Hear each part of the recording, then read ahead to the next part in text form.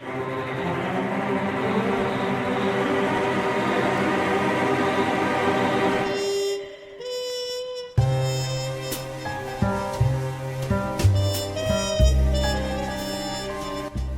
to Neon City, where the lights are bright, but darkness looms.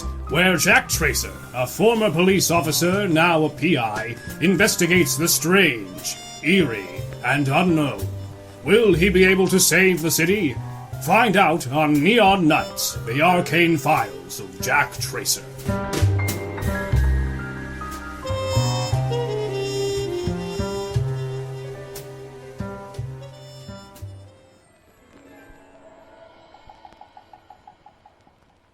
When we last left off, Jack had agreed to take on the case of Rita's brother Nicholas. After a few celebratory drinks at the Smoky Cat, the beautiful Red offered her services. We find Jack and Red beginning their investigation together.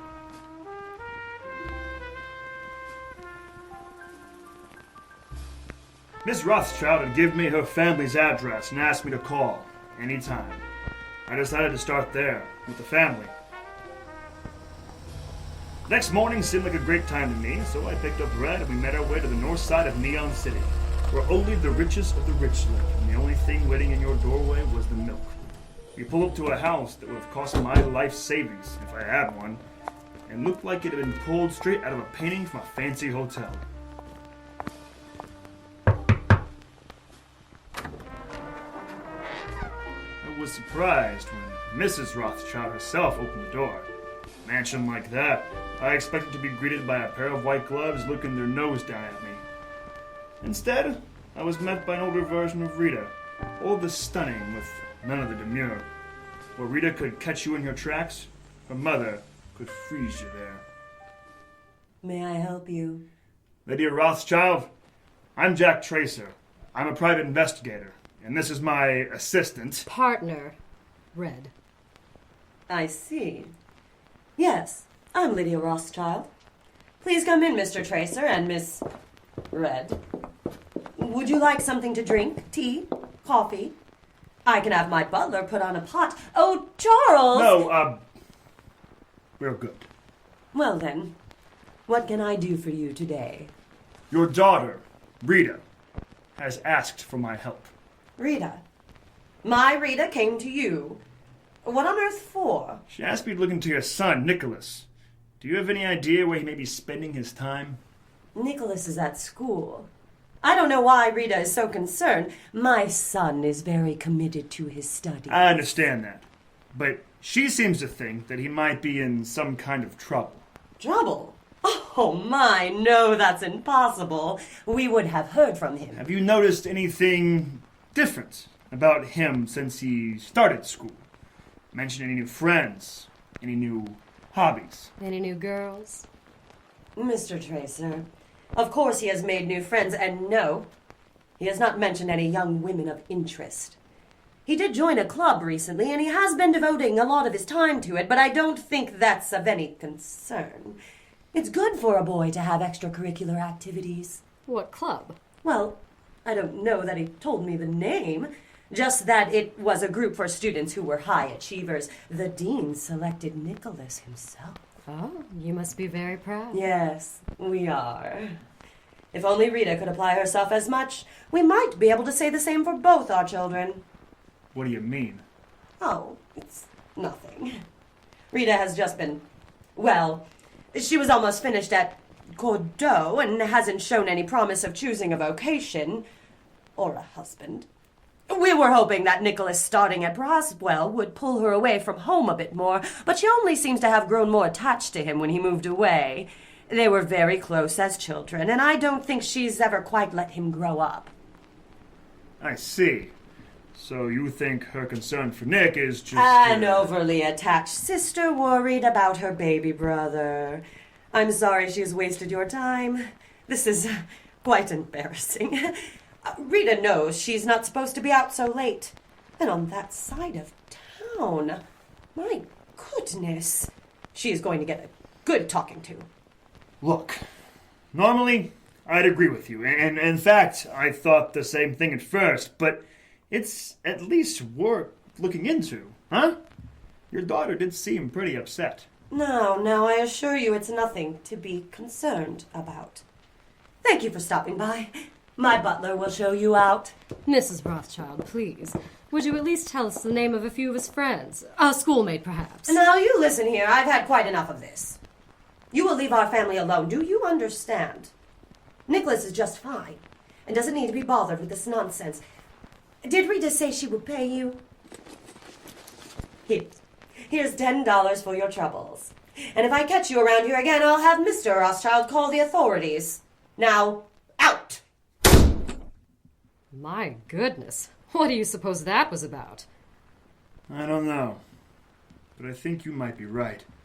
I'm getting a feeling there's something more to this case. Looks like we gotta find that professor friend of yours. Maybe he knows Nicholas. I'll give him a ring. So, we have $10. Wanna grab a drink? It's 9 in the morning. Of course I do.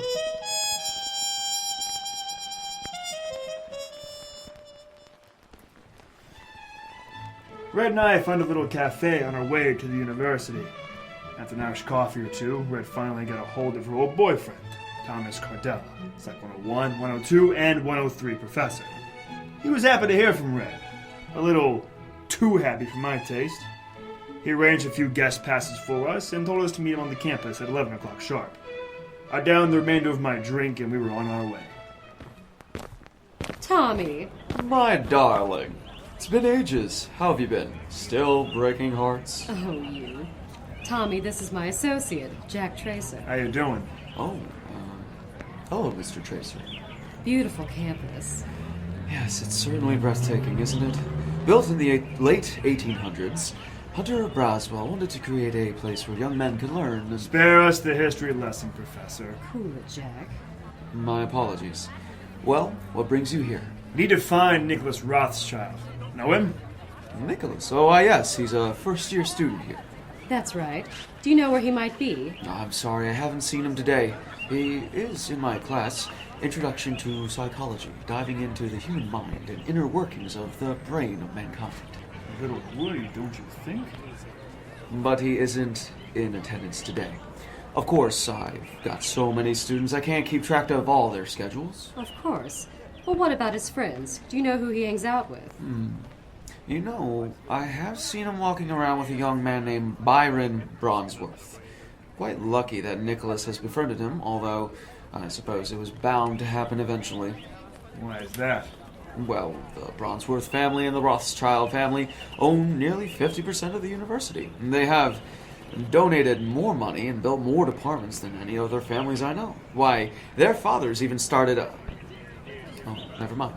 What? No, I shouldn't. Spit it out, Tommy. Lay off, Jack. Look, I'm not really supposed to speak of this. I could get in a lot of trouble. Let's go talk in my office. We headed up to Thomas Cardella's office in the psychology building. Once we finally reached the office, there were several things that seemed strange to me right away. The first thing I noticed was he had this skull with these strange markings engraved on top. He's a psychology professor after all, and who knows about those guys. But what really caught my eye was over his desk. Hanging up on the wall was a large coat of arms, crossed swords, and all with an inscription in a language I couldn't read on the shield. And if I had known any better, I could have sworn it was written in blood. So Thomas, what's with this shield you got here? Cardella family crest? Oh, well, don't worry about that. All right, Tommy. What is it that the Rothschilds started? Well, as you know, this university has a lot of clubs the students can join. Yes, Mrs. Rothschild mentioned Nicholas was in a club. Well, you've got your normal clubs, chess, debate, beta, things like that. Then you have your lesser-known clubs, the ones no one is supposed to talk about. A secret society. Exactly. Most faculty aren't even aware of... Wait. Is that why you came to talk to me? Of course Yes. not. Red, what kind of associate is he? What's going on? Why are you asking all these questions? Tommy, I'm sorry. Look, Thomas, I'm a private investigator and we're looking into Nicholas Rothschild. His sister came to us, and we're just trying to find out what's going on with her. Investigating what? He's a college kid, Red. Is this really why you wanted to see me? We knew you'd be the only one that could help us, Tommy. Okay, fine. I don't know much about Nicholas, but if you want to talk to someone, I'd say his buddy Byron. There'll be a basketball practice right now. Number 13. Tommy, thank you. It was lovely to see you. I wish I could say the same.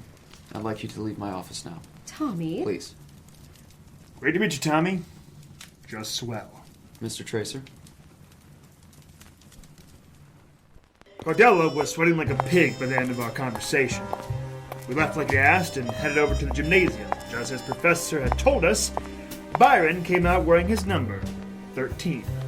The kid looked like your all-American poster boy, tall, blonde, and a jawline like a cut glass. While we waited for practice to end, I went over the facts. So, your beau was not as helpful as we'd hoped, You think? At least we know Byron can help. and that he and Nick's families are connected to some secret society. What could a bunch of college boys have to hide? They're old money. There's more history than you think.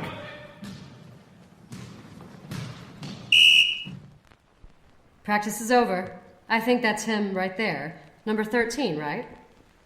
Byron Bronzeworth? Yes? I'm Jack Tracer, and this is my partner, Red. We were wondering if we could ask you a few questions. Oh, how did you get in here? Calm down, kid. We just need to talk to you. Look, I don't have the money right now, but I'll have it soon. What the hell are you talking about? I have to get to class. Hey, wait a second. Get back here! He's getting away! Quick, get him! Oh no, classes are out. Get out of the way! Move! There are too many of them. It's no use. He's gone. Damn it! Jack, wait. What day is it again? What? Thursday. I think I've seen that kid before. I've got an idea.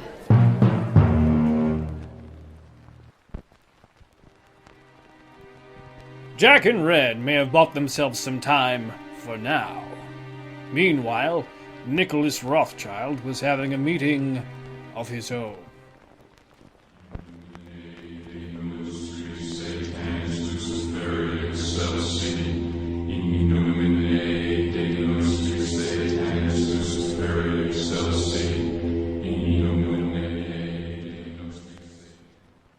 Brothers, we assemble here to welcome our initiate to his final trial. Nicholas Rothschild, are you a knight of white or a knight of black? I am a knight of black. Welcome, Knight of Black. Brother, take this knife. Offer up your blood and make your first offering to our Savior. Thank you, brother. Et sanguis meus et servimus tibi. With our blood we serve you. Exaltabo te et sanguis meus. With our blood we raise you. And with my blood you will live again. And with our blood you will live again. Welcome, Nicholas Rothschild, Black Knight. Nicholas will fulfill his final trial by removing a traitor from our numbers. Thomas Cardella has betrayed his brothers and must be dealt with. We will see you all at the new moon. For tonight, our duty is done. Good job, Nicholas. I knew you'd make me proud, son. Thank you, Father. Nicholas, you won't have a problem with that, will you? Of course not, Father. Wonderful. Then everything is in motion. Our next meeting may prove to be our most important one yet.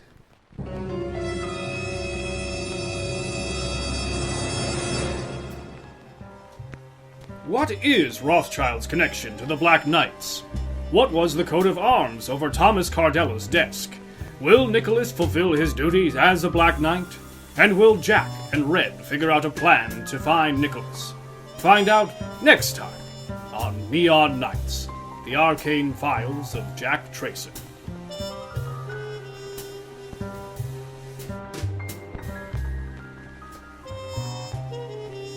Neon Knights, The Arcane Files of Jack Tracer was co-created by Will Snyder and Rachel Craig. The episode The Case of the Black Knights was co-written by Rachel Craig and Zoe Michael Stites. Episode directed by Rachel Craig and theme song by Daniel Carl. Jack Tracer was played by Will Snyder. Red was played by Rachel Craig. Lydia Rothschild was played by Maureen Yasko. Thomas Cardella was played by Dante Charlton. Byron Bronsworth was played by Evan Henderson. Maxwell Rothschild was played by David Bennett. Alfred Bronsworth was played by Mike Callahan. Nicholas Rothschild was played by CJ Chapman. And narration was done by John Patrick Wenzel. Be sure to like us on Facebook at facebook.com/Neon Knights Podcast. You can also follow us on Twitter at Jack_Tracer and subscribe to us on iTunes. New episodes every other Wednesday. Thank you for listening.